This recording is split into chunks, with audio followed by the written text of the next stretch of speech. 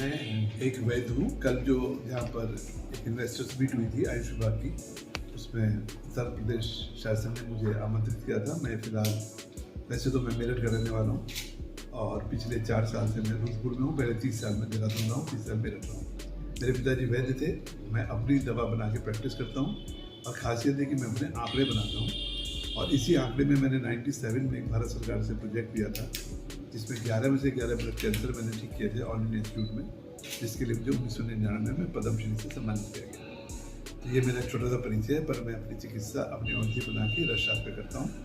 और आज की जो मेरी प्रेस कॉन्फ्रेंस है, इसका उद्देश्य है पैनक्रेटाइटिस नामक रोग से आप लोगों को अवगत कराना, क्योंकि पैनक्रेटाइटिस के बारे में ज़्यादा जानकारी पब्लिक में नहीं है। ये एक बीमारी है जो पेट में अचानक दर्द होता है, बैक में ज़्यादा है, इसके साथ उल्टी और होता है।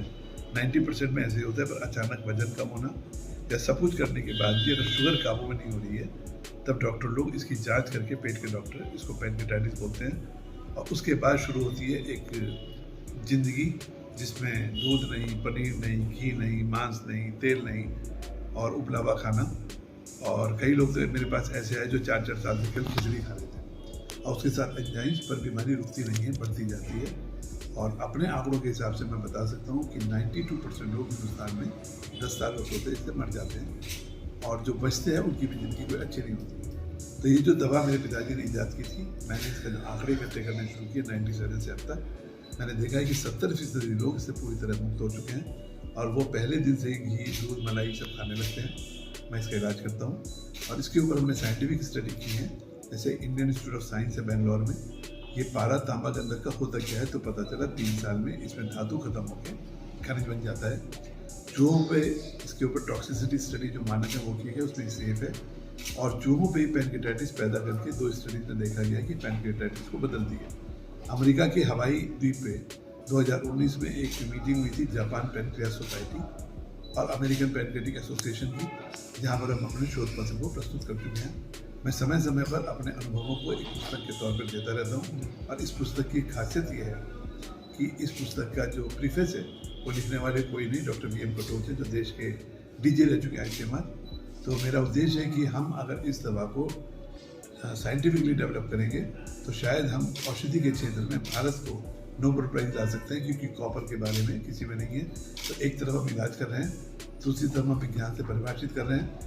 अनफॉर्चुनेटली भारत की कोई भी सरकार, राज्य सरकार या केंद्र की सरकार इसके प्रति गंभीर नहीं है। सर, एक तो आपने लक्षण बताए कि इस बीमारी के डायग्नोज कैसे करते हैं? डायग्नोज करने के लिए इसको पेट का doctor ultrasound, US, CT scan, MRCP और ब्लड टेस्ट करते हैं, उसी से इसका पता चलता है। जी, दूसरी बात सर, इसको लेकर के भ्रांतियां बहुत सारी हैं कि शराब पीने वालों में ही ये बीमारी होती है, या दक्षिण भारत के जो लोग रहने वाले हैं, इन भ्रांतियों को लेकर क्या कहेंगे? जी, वो मेरे ख्याल से एक छोटी सी स्टडी में लोगों ने आगे नहीं किया, क्योंकि भारत की जो बॉडी है, रिसर्च बॉडीज, उन्होंने इसके कोई आंकड़े इकट्ठे नहीं किए हैं। परंतु हम हाथ कंगन को आरती क्या, पढ़े लिखे को फारती क्या, मेरे पास जो पिछले 97 से अभी तक जो मरीज आए हैं उसमें सबसे ज़्यादा है। 1600 मरीजों में से 269 मरीज, 279 मरीज यूपी के हैं, उसके बाद महाराष्ट्र के हैं, उसके बाद दिल्ली के हैं। कमोबेश यही आंकड़े पिछले 10 साल से आते जा रहे हैं। और तो 75% लोग ऐसे हैं जिन्होंने कभी शराब पी नहीं है।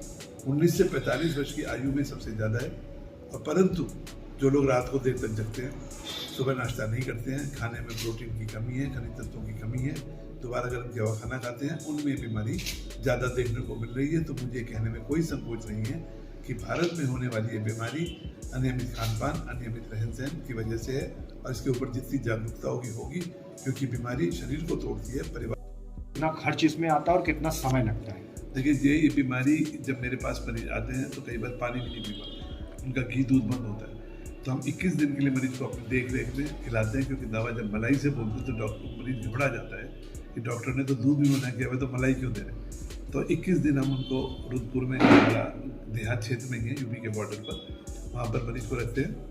21 दिन तक उनका खान पान, रहन सहन सब होता है। उसके बाद वो 1 साल तक ये टोटल इलाज चलता है। इस इलाज में जो आज की करंट वैल्यू करीब 4.25 लाख रुपया है, जिसमें हम खाना पीना, रहना, दवा सब है। और हर मरीज के साथ एक अटेंडेंट जरूरी है, क्योंकि आयुर्वेद की चिकित्सा में वैद्य, औषधि, रोगी के साथ एक परिचारक भी जरूरी है। तो एक अच्छा परिचारक अगर होता है तो इससे ठीक होने में अच्छाई रहती है। रुद्रपुर में कहाँ पर है सर ये रुद्रपुर उधम सिंह नगर की एक तहसील है गदरपुर, और गदरपुर में एक गांव है रतनपुर जो यूपी बॉर्डर से 1.5 किलोमीटर पे है। मैं वहाँ पर हूँ। जी, जो लोग इस वीडियो को देख रहे हैं, इस खबर को देख रहे हैं, वो आप तक कैसे पहुँच सकते हैं, कैसे कांटेक्ट कर सकते हैं? हमारे पास एक नंबर है 9758509973। इस पर ये लोग अपनी रिपोर्ट भेजते हैं। रिपोर्ट देखने के बाद हम एसेस करते हैं कि उनको बीमारी है कि नहीं है। अगर उनकी बीमारी पुष्टि है तब उनको आने को बात करते हैं।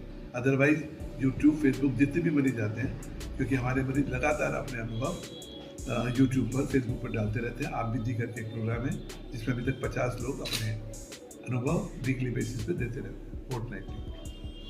कुमार गंगवार है और बेसिकली तो मैं बरेली को बिलोंग करता हूँ, लेकिन पिछले 10 सालों से लखनऊ में ही रहता हूँ। अपना बिजनेस है यहाँ। तो ये कैसे बीमारी का कैसे पता चला? बीमारी का पता तो हमारे साथ तो ईश्वर कृपा हो गई। मैं दरअसल डायग्नोस्टिक सेंटर बरेली में वो था, मैनेजर कह सकते हो, पूरा मैनेजमेंट देखता था। तो सर्विसिंग के लिए लोग आए थे, ट्रायल के लिए मुझे लेटना पड़ा सीटी स्कैन की मशीन पे। प्रॉब्लम मुझको होती थी पहले, लेकिन मैं नॉर्मल समझता था, जैसे पेन होता था मुझको, है ना। मतलब धीरे धीरे पहले प्रेशर फील हुआ, फिर हल्का पेन हुआ। हालांकि वैसा बड़ा नहीं हुआ है अभी तक। तब तक गुरु जी का मुझको वो मिल गया, तो फिर मैं चला गया ट्रीटमेंट कराने। अब ठीक है आप पूरी तरह से? ठीक है, मतलब आज मैं गया था 1 दिसंबर को, 2 महीने मुझको पूरे हो गए हैं। और सर ने तो बोला था कि 4 महीने में आराम मिलेगा, लेकिन मुझे 2 महीने में उतना आराम है जितना सर ने 4 महीने में।